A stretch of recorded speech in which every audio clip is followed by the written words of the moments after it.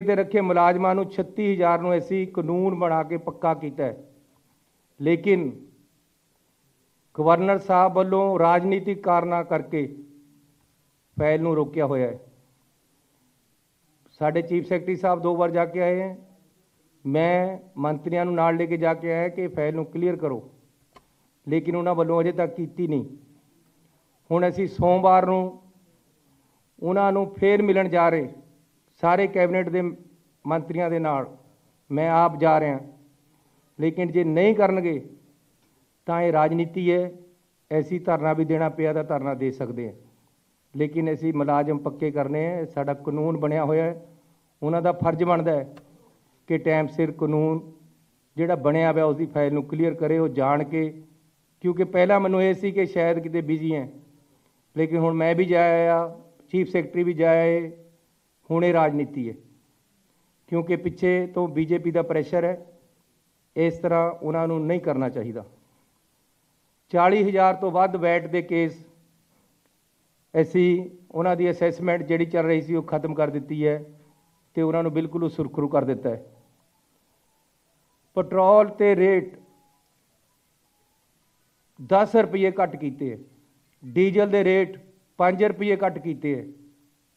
जिहड़े कहते हैं कि जी फैसले ऐलाने ही जाते लागू नहीं होंगे, उन्होंने मेरी बेनती है कि पेट्रोल पंप पर जाके पेट्रोल पाउण 10 रुपये सस्ता मिल रहा है, डीजल पाउण 5 रुपये सस्ता मिल रहा है, बिजली के बकाए बिल चैक कर लें, अगले जिहड़े बिल आ रहे वो चैक कर लें।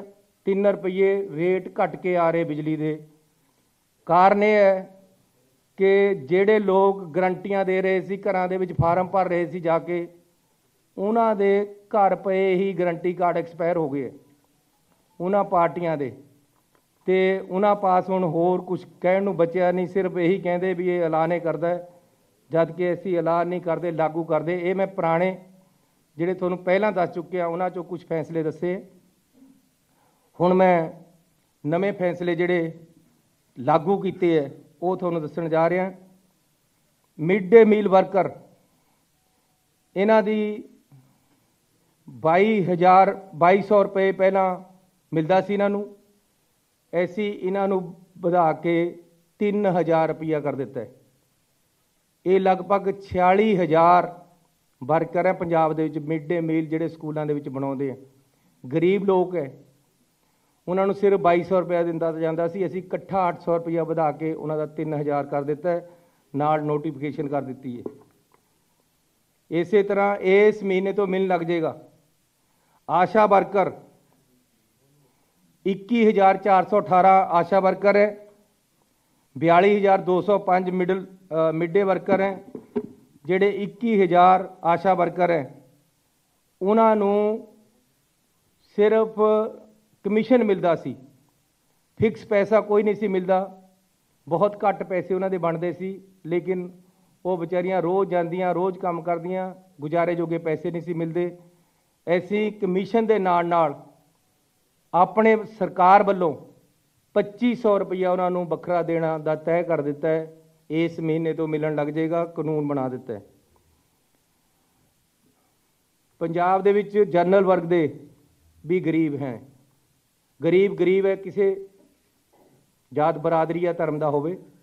इस करके असी पंजाब राज जनरल वर्ग कमीशन की स्थापना की है, जिहड़े कि असी कैबिनेट दे विच पास करके नोटिफिकेशन कर दी है। इस दे अहुदेदार चेयरमैन भी लगा दिता है, बाकी अहुदेदार कुछ दिनों च लग जाएंगे। सरकार वालों मलेरकोटला विखे हज हाउस की स्थापना की जा रही है, उहदे वास्ते जगह की शनाख्त हो गई है। अगला फैसला जल सप्लाई और सैनीटेशन विभाग, ग्राम पंचायतां, ग्राम पंचायत जल और सैनीटेशन कमेटियां वालों संचालित जल सप्लाई स्कीमां के खपतकारां के पानी के बिलों के बकाए माफ़ किए हैं।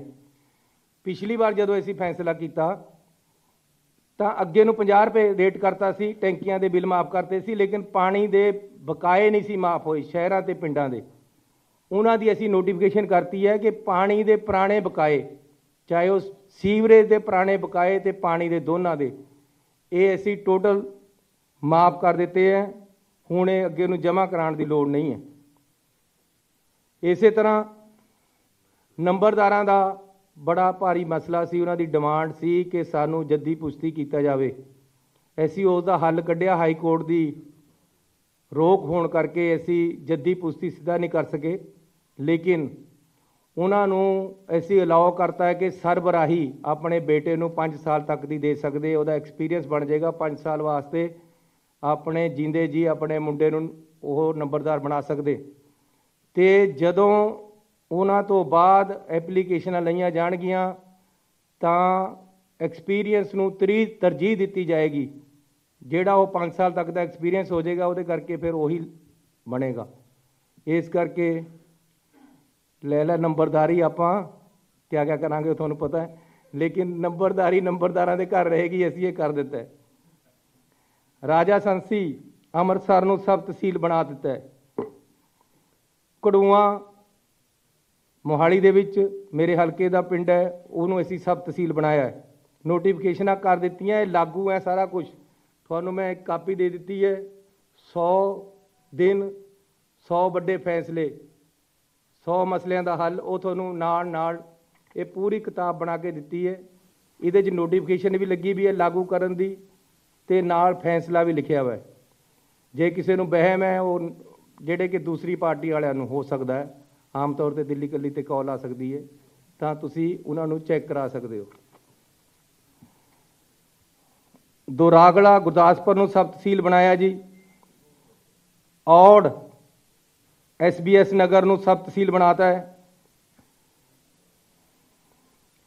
कोविड-19 महामारी दौरान ਕੰਟਰੈਕਟ ਕੈਰੇਜ ਵਾਹਨਾਂ, ਧਾਰਮਿਕ ਸੰਸਥਾਵਾਂ ਦੇ ਵਾਹਨਾਂ, ਜਿੰਨੀਆਂ ਧਾਰਮਿਕ ਸੰਸਥਾਵਾਂ ਦੀਆਂ ਗੱਡੀਆਂ ਤੇ ਕੰਟਰੈਕਟ ਕੈਰੇਜ ਵਾਲੀਆਂ ਗੱਡੀਆਂ ਅਤੇ 35 ਸੀਟਰ ਤੱਕ ਦੀਆਂ ਸਟੇਜ ਕੈਰੀਅਰ ਬੱਸਾਂ ਦੇ ਮੋਟਰ ਵਾਹਨਾਂ ਦਾ ਟੈਕਸ ਤੋਂ ਛੂਟ ਦਿੱਤੀ ਗਈ ਹੈ। ਜਿੰਨੀ ਦੇਰ ਕੋਵਿਡ ਦੇ ਵਿੱਚ ਉਹ ਚੱਲੀਆਂ, ਉਹਨਾਂ ਦੇ ਪੁਰਾਣੇ ਟੈਕਸ ਦੇ ਬਕਾਏ ਆ ਜਿਹੜੇ ਉਹ ਮਾਫ ਕੀਤੇ ਗਏ ਆ। ਸਟੇਟ ਕੈਰੇਜ ਬੱਸਾਂ, ਵਿਦਿਅਕ ਅਦਾਰਿਆਂ ਦੀਆਂ ਬੱਸਾਂ ਅਤੇ ਧਾਰਮਿਕ ਸੰਸਥਾਵਾਂ ਦੀਆਂ ਬੱਸਾਂ ਤੇ ਮੋਟਰ ਵਹੀਕਲ ਟੈਕਸ ਤੋਂ ਛੋਟ ਦਿੱਤੀ ਗਈ ਹੈ। ਇਹ ਵੀ ਅਸੀਂ ਨੋਟੀਫਿਕੇਸ਼ਨ ਕਰਤਾ, ਉਹਨਾਂ ਦੇ ਪੁਰਾਣੇ ਟੈਕਸ ਕੋਵਿਡ ਦੇ ਦੌਰਾਨ ਦੇ ਮਾਫ ਕੀਤੇ ਹੈ। ਰਾਜ ਦੇ ਸਾਰੇ ਕਾਲਜ ਵਿਦਿਆਰਥੀਆਂ ਨੂੰ ਮੁਫਤ ਬੱਸ, ਇਹ ਬੜਾ ਜ਼ਰੂਰੀ ਸੀ। ਜਦ ਮੈਂ ਕਾਲਜ ਦੇ ਵਿੱਚ ਪੜ੍ਹਿਆ ਤਾਂ ਸਾਨੂੰ ਪਾਸ ਮਿਲਦੇ ਸੀ, ਥੋੜ੍ਹੇ ਜਿਹੇ ਪੈਸੇ ਦੇ ਕੇ ਪਾਸ ਬਣ ਜਾਂਦਾ ਸੀ, ਬੱਸ ਦਾ ਕਿਰਾਇਆ ਨਹੀਂ ਸੀ ਲੱਗਦਾ, ਸਾਡਾ ਗੁਜ਼ਾਰਾ ਹੋ ਜਾਂਦਾ ਸੀ ਆਉਣ ਜਾਣ ਦਾ। ਹੁਣ ਉਹ ਨਹੀਂ ਹੈ ਸੀ। ਖਾਸ ਤੌਰ 'ਤੇ ਪ੍ਰਾਈਵੇਟ ਕਾਲਜਾਂ ਤੇ ਪ੍ਰਾਈਵੇਟ ਯੂਨੀਵਰਸਿਟੀਆਂ ਦੇ ਬੱਚਿਆਂ ਨੂੰ ਬੜੀ ਦਿੱਕਤ ਆਉਂਦੀ ਸੀ ਆਉਣ ਜਾਣ ਦੀ। ਉਹਨਾਂ ਨੂੰ ਬੱਸ ਪਾਸ ਨਹੀਂ ਸੀ ਹੁਣ ਜਾਰੀ ਹੁੰਦੇ, ਉਹਨਾਂ ਦਾ ਕਾਫੀ ਕਿਰਾਇਆ ਲੱਗ ਜਾਂਦਾ ਸੀ, ਬੱਸਾਂ ਮਹਿੰਗੀਆਂ ਹੋ ਗਈਆਂ। ਇਸ ਕਰਕੇ ਅਸੀਂ ਪੂਰੇ ਪੰਜਾਬ ਦੇ ਵਿੱਚ ਜਿੰਨਾ ਵੀ ਸਟੂਡੈਂਟ ਹੈ ਕਾਲਜ ਦਾ, ਯੂਨੀਵਰਸਿਟੀ ਦਾ, ਚਾਹੇ ਉਹ ਪ੍ਰਾਈਵੇਟ ਕਾਲਜ ਹੈ, ਚਾਹੇ ਪ੍ਰਾਈਵੇਟ ਯੂਨੀਵਰਸਿਟੀ ਹੈ, ਚਾਹੇ ਸਰਕਾਰੀ ਕਾਲਜ ਹੈ, ਚਾਹੇ ਸਰਕਾਰੀ ਯੂਨੀਵਰਸਿਟੀ ਹੈ, ਉਹਨਾਂ ਦੇ ਅਸੀਂ ਬੱਸਾਂ ਦੇ ਵਿੱਚ ਫ੍ਰੀ ਆਉਣ ਜਾਣ ਕਾਲਜ ਤੋਂ ਘਰ ਤੱਕ ਦਾ ਪ੍ਰਦਾਨ ਕਰ ਦਿੱਤਾ ਹੈ। ਉਹਨਾਂ ਨੂੰ ਪਾਸ ਜਾਰੀ ਕੀਤੇ ਜਾਣਗੇ, ਲੇਕਿਨ ਇਹ ਫੈਸਲਾ ਅੱਜ ਤੋਂ ਹੀ ਲਾਗੂ ਕਰ ਦਿੱਤਾ ਹੈ। ਫਿਲਹਾਲ ਉਹ ਆਪਣਾ ਆਇਡੈਂਟੀ ਕਾਰਡ ਦਿਖਾ ਕੇ ਆਉਣ ਜਾਣ ਕਰ ਸਕਦੇ ਹੈ। 31 ਮਾਰਚ ਤੱਕ ਜ਼ਰੂਰੀ ਹੋਏਗਾ ਕਿ ਉਹ ਆਪਣਾ ਬੱਸ ਪਾਸ ਬਣਾ ਲੈਣ। 3 ਮਹੀਨੇ ਬੱਸ ਪਾਸ ਬਣਾਉਣ ਨੂੰ ਦਿੱਤੇ ਹੈ ਤੇ ਉਦੋਂ ਤੱਕ ਉਹਨਾਂ ਦਾ ਆਉਣ ਜਾਣ ਫ੍ਰੀ। ਅਸੀਂ ਹੁਣ ਆਇਡੈਂਟੀ ਕਾਰਡ 'ਤੇ ਕਰਤਾ ਹੈ, ਆਪਣੀ ਯੂਨੀਵਰਸਿਟੀ ਦਾ ਆਇਡੈਂਟੀ ਕਾਰਡ ਦਿਖਾਓ, ਕਿਉਂਕਿ ਇੱਕਦਮ ਬਣਨੇ ਨਹੀਂ ਪਾਸ, ਕੋਡ ਲੱਗ ਜਾਣਾ ਹੈ। ਫਿਰ ਕਹਿਣਾ, ਕਈਆਂ ਨੇ ਕਹਿ ਦੇਣਾ ਜੀ ਇਹ ਤਾਂ ਉਈਓ ਐਲਾਨ ਨੇ ਕੀਤਾ ਸੀ।